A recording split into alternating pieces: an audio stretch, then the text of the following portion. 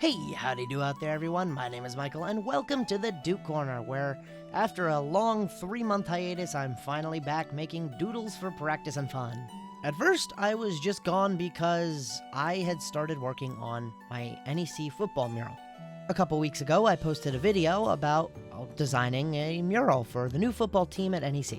That was a contest, and turns out I won, so I've been putting a lot of dedicated time and effort into making that mural happen, especially considering my lack of experience and understanding and knowledge and guidance on how to do such a thing. I needed to put a lot more time into that than my normal videos to make sure that it was going smoothly.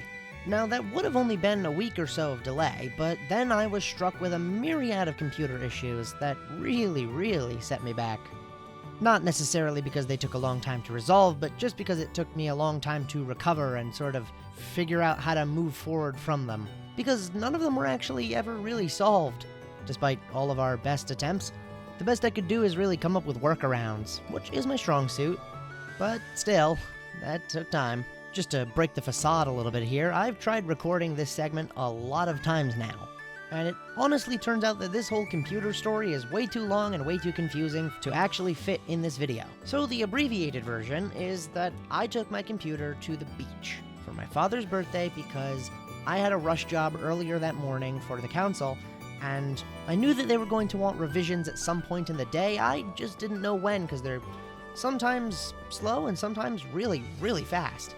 I did my revisions in the car, all crumped up and lopsided on the chair as a table, and I sent them off, and I thought that'd be the end of it and it'd all be fine. But when I came back to the car later that day, my computer hadn't actually turned off. The CPU had just been running at 100% processing nothing, and it was overheating really bad and it had black screened. I had to reboot it like 3 times to get it to turn back on just so that I could turn it off properly. And at some point when I'd gotten home, by the time I got home, my recording software had broken.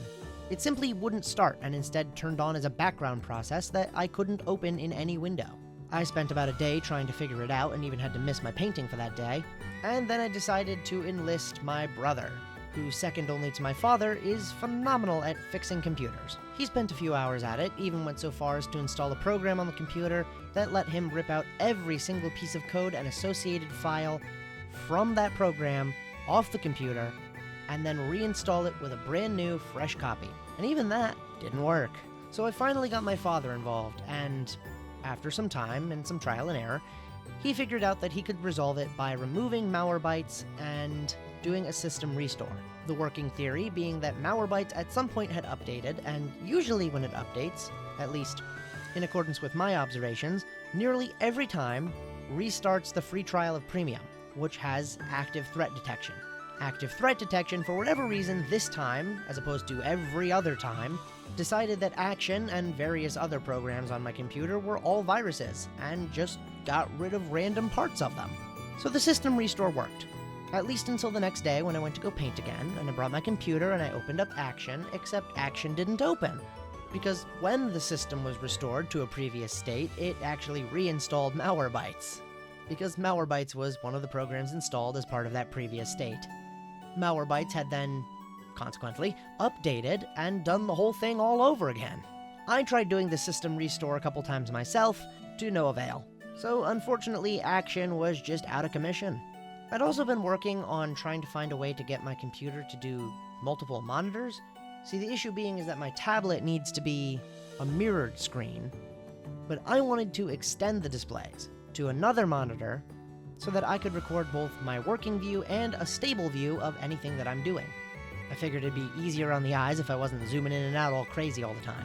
Now, in order to do that, I had a USB adapter, which had some special drivers on it, which were giving me some trouble. So as part of that system restore, my father also helped me reinstall those drivers and make them work, which was great until I did the system restore myself, at which point it uninstalled those drivers, although Windows doesn't seem to believe it uninstalled those drivers, and something went really broken because now they don't work and I can't reinstall them or delete them. In my wrathful attempt to fix it in the middle of the night, I spilled a drink on my computer, and it black screened again, and this time died forever. I put my drive into 2 different computers, and each time the computer told me that it didn't recognize any bootable drives. which worried me because I had thought maybe I had lost everything, which admittedly wouldn't have been the worst thing in the world because I have the majority of all of my content backed up elsewhere, but it still would have sucked pretty bad. Luckily, the computer simply needed to be started in safe boot mode because I guess that's what the drive was set to do.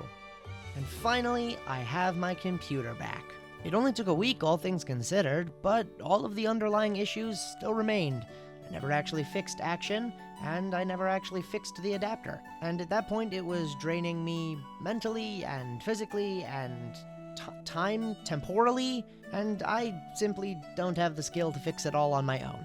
A couple things here or there, yeah, the Bluetooth stopped working, I can override some stuff and make it work again. Problems running this deep on the computer, not so much. But I've got workarounds. I uninstalled Malwarebytes, and I installed OBS. Figured it was time for an upgrade anyway. I meant to use OBS for forever now. The only reason I used Action to begin with was because 5 years ago, when I started recording things, I didn't have the wherewithal or the general understanding enough to figure out how to use OBS. Could a couple of tutorials probably solve that? Maybe, but I don't know what I was thinking 5 years ago. And hey, even with that, I almost flopped at making this video come out because I used OBS wrong and, well, not necessarily wrong, but I recorded all of my videos in an unusable format because Premiere Pro, the industry standard for video editing, some might say, seemingly can't handle basically anything other than an MP4, really. I mean, honestly, the thing's basically dead in the water with anything outside of an MP4, and I had recorded in MKV. Still, that's fine, I got it converted and it's all working now. As for this design here, that was just a test that I had done. I wanted to make something so that I could test OBS, and this is what I made. I decided to take some inspiration off Pinterest and make a kind of campy themed mug and print it out for myself. It's a nice tea mug. I have it right here with me while I'm recording. So hopefully with all of that resolved, I'll get back into the swing of things again. So I hope you've all enjoyed. If you did, don't forget to do all that likes and subscribe stuff, and without further ado, farewell.